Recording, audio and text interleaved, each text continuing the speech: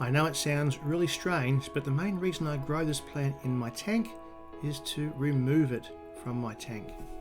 Hi everyone, Colin here and welcome back to another aquarium video. Now for most of the time we want plants to grow in our tanks to keep the plants in our tanks, to keep a habitat that the fish can enjoy living in. And as the plants get thicker and more dense, the fish have got a lot of places to explore, a lot of places to hide. Because the fish are, at the end of the day, the reason we have a fish tank.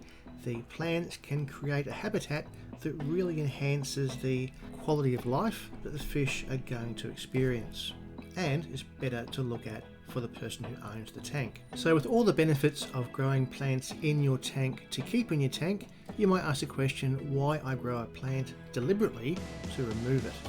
And the answer to that is because some plants just grow far too quickly and they will overrun the tank if left unchecked.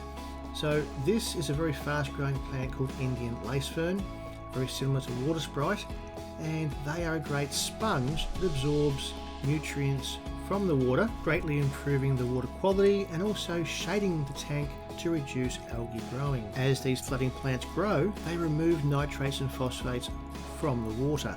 As you remove the plants from the tank, you remove those things from the tank as well.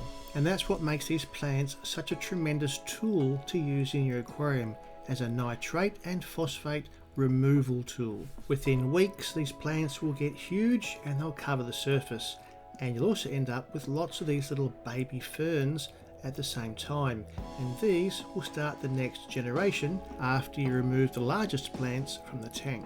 And there you have the reason why I have these plants in the first place. It is for the water quality for the fish, and they work extremely well. But there's a downside to this system. Sometimes they grow too well and they take so much of the nutrients from the water that other plants begin to suffer. Now I have a lot of Java fern in my aquarium, and Java ferns are a much slower growing plant. And right now I've got quite a few leaves which are showing deficiency signs, and that tells me that the number of flooding plants needs to be thinned out and reduced because the Java ferns are starting to suffer. But before Java fern leaves completely give up, they do throw up little babies on their tips. So I'm going to rescue these little babies.